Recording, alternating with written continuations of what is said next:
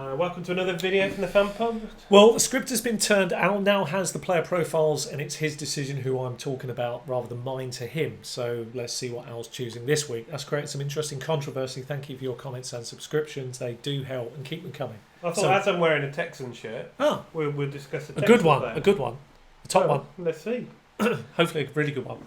Yeah. Let's see if you can work out here. It's ADP of 77. Sounding like our old friend. It's not a running back, is it? No. Oh, good. No. That's okay then. Yeah. Wide receiver. For half the season at least. What? Will Fuller? Will Fuller, yeah. Oh, the mighty Will Fuller, yeah.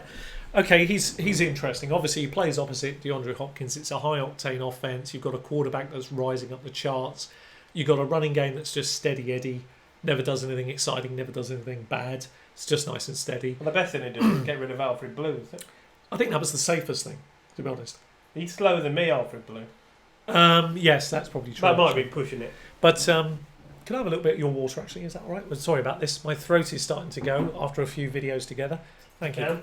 Will Fuller. I mean, let's just be honest about this. He's a real when he plays opposite DeAndre Hopkins, and particularly in redraft formulas, he's a touchdown monster, and he proved that last year. We talked about him in the bold prediction. The reason he wasn't a hit is because he did what he always does, which I should have listened to myself, which is injury history is the big issue with him, and that's now been proven. ADP is 77, big upside, but obviously a big risk. Is there an upside? I mean, the thing is, at 70, because when he plays, he's actually put up elite numbers.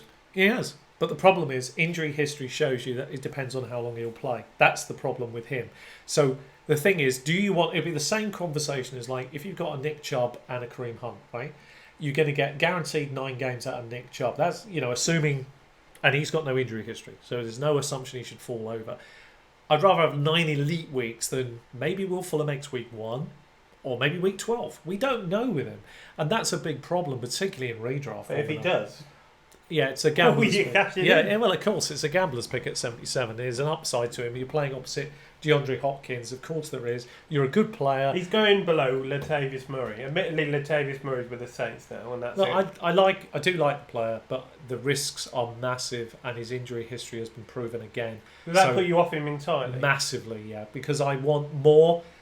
Look, in the low league at 77, I get it. Your 10-team or 12-team is probably your pick 7, okay? That's okay. Right, if you're taking him as a 7th player picked, he may be your 4th wide receiver. There's no risk for you. That's okay. That's fine. And there's a big upside. But for a 14 and 16 man draft, now this player is now going to be your pick 5, pick 6 potentially, right? So suddenly now there's much more risk associated. He could be your second wide receiver. In 12-team leagues or less, you're worth this punt. He's worth a punt. Yeah. But in a big league where you need to nail those, you need those 5 picks nailed in. And he's an avoid. He's another one I have to say. That's an interesting. I have to be very careful and say, look, I would rather go elsewhere for the pick at 77 than take him in those bigger leagues, because if he fell backwards a bit more, then sure, that mitigates a lot of the risk for me. That's fine, but he won't. He should stay at that range, I think. I don't think he can climb much, but he may climb a bit. But I'm happy with that pick at a low league. I think if I got as long as I got sort of safer picks in me 12-team, I'd be happily taking him there. The problem because he's upside. He just produced. Well, I can give you some honest truth on this. I took Will Fuller in one of the redraft leagues last year, and the issue comes when he gets injured, because suddenly it's much harder to find. Everybody says, it's so easy to find players off the waiver. We're talking about big leagues. They're not that simple. Everybody's fighting over them. And often they have them on their bench anyway. There's none of this, so-and-so's not been picked up in the draft. No, all the top players are gone. If somebody slips through, it's a Philip Lindsay. It's a special player, someone unusual that slips through the gap that you can fight over or you pick up. It'll be 15 other teams fighting for that. But they're all fighting for him. And the big problem for me with him is simply when I had him, great. Yeah, no problem. He's my wide receiver too. It's great. But once he went down, it was so hard to replicate those numbers. Not because he was my number 1, but because he was my number 2. And I now had... It's really hard to find in the big leagues those kind of players. It's a big loss. So, and I picked him up relatively high last year as well, and about the same value. And no, I mean, I could understand if he dropped back a round or 2, sure, but you are really putting some risk on. As I say, with the small leagues, you've got probably 6 or 7 picks ahead of you to balance out that risk. You've got pretty consistent ADP between 61 and 107. Yeah, I think that's probably fair. Well, as long as he goes, He is gradually climbing, and he's going to carry on climbing because when you own him and he plays, the I want to put upside's this. there. I want to put this honestly. He ended up going in the fourth round last year in a large league, which is about 48 in a 16-man. We're talking. That is where I 77. see the climb going to. I see him climbing about a round and a bit. That's what I see would happen, because that's how it happens with drafts. People get a bit cute and So coy. if you're doing, say, a But for me- best ball league or a play, Perfect for best ball, because our great pick there for best ball, because the highs are very, very high, and that's what you want in a best ball, and the lows, it doesn't matter because you've got a big team, so you can mitigate an injury risk. but in a big team league. But in a big team league, this player will definitely probably put you under the cosh. As Al said, sure, you see, the thing is, when you're saying if he stays healthy, we had this conversation before, and he never has done it. It's mental. I can't back that. I just can't do it. I'm not going to do that. I don't mind the risk in the small one. I'll take the shot. Even in an auction league, you could get him at a fair price. He's worth the punt. But in these redraft leagues, you do not want to get butchered on a player that gets injured, and we don't know how long he'll stay healthy. He's not proved it yet. Okay, well, Give me a year of health, and then I'll reconsider. I actually concur with what you said. I think in a 12-team league, there's a big upside. In a best ball league, there's a big upside. Even in auction, you might get him at a cheap price. But That's okay.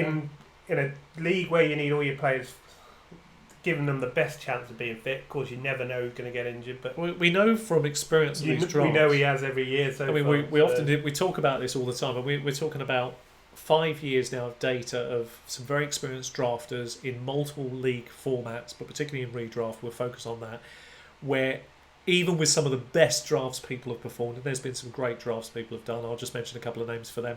John had a great draft back in 2015, Kieran had a great draft in 2017. Even with those guys having those kind of drafts, they still never nailed the first 5 rounds of the draft. and both of them never won the league either. And both never won a league. So the thing is, it's never always Incredible about drafts. those things. Great drafts. And to nail those 5 picks, what I mean by nailing it is getting a 200-point player, a 180, a 160, a 140, and a 120. Those 5 have to give you that. And it sounds so simple, but if only it was, then we'd all be able to be... we'd all have great teams, but it just never works out. Things happen, players get injured, players underperform, and you're trying to take away that underperformance. This guy has the chance to give you, yes, a big uplift, but a massive underperformance. So you can take the as well. chance on smaller leagues, Yeah. bigger leagues. You really don't take a league. It's like a that. really interesting player, but he... and you're and sort of I don't- asking for trouble, really. And I don't want to sound like I won't take risks, because actually I will take risks, and there are players in this year's draft board I've taken some serious punts on long before they've got any form, because I think I see something. And you have to be able to do that, but he's just not one of them. I think he, as Al rightly illustrates, good for the low leagues, not so good for the big one. Well, there you go. What do you think of Will Fuller? You buyer. laughed by him? Have you owned him before? A seller. It's a great time to sell in Dynasty, by the way. We'll follow this. Is that you I wait don't know if another? it is. You wait for another him to have a month. big You game wait. and then Well, you you sell wait for another month, and then when the hype builds, and it will have built to that point because his ADP will have climbed. You can cash it. You wait for him to have a big game because he will have other big games, I- and then you sell him. It's always difficult to know whether that's right or not, purely because of injury, Al. To be honest. Well, that's why you sell him before he gets Well, in. you hope after that you get the that big right. game. The last thing you want is say, "I'll wait till week 1, he'll have a good game," and then he gets injured. Then you can't cash it. I like to take him up to the edge of the season and then steal something away for that You've got to season. sell as high as you can. Sell as high as you can, yeah. But I get what you're saying. I mean, there may be a bit more if you can play the waiting game. Al's good at that.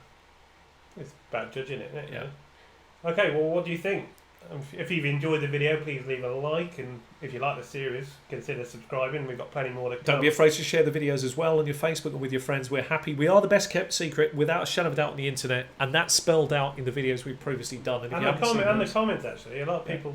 people are starting to see And that. we love the comments. I mean, it means a lot to us, doesn't it? So, We enjoy the banter with everybody, and those that are on Facebook know this full well, that we've had some quite interesting discussions on there, some of them not so flattering. If anybody digs out some of the comments on the girly video, I got called quite a few things. Absolute effing idiot was one comment I received. it seems fair to me. Absolute fool, what are you talking about? And I'm okay with that because, as I said, let's see if I'm right. And then if I am, then I said, you have to then seriously consider subscribing. Well, we said things like avoid Baldwin he's on our do not draft list, and a lot of people said you're mad. He's a great value, and Same with Le'Veon Bell last year. But he was looking. Same with Fournette last year. There was Yeah. quite a Lindsay coming out of nowhere. But the red flags are there. Hard to argue with success. I mean, we've had a good successful run. Maybe it doesn't continue this year. Maybe we get it wrong. But you will be the judge of that. And the beauty of sticking your neck over the parapet and making these predictions, we don't make tons of bold predictions. We make about 12 maximum. And ultimately, we stand with those or fall on them myself particularly. And these player profile videos are great because you're getting an insight into what we think of that player for this year, and not necessarily a bold prediction, but whether we like them or not is a big deal. But an honest description. It's on honest whether you like them or not.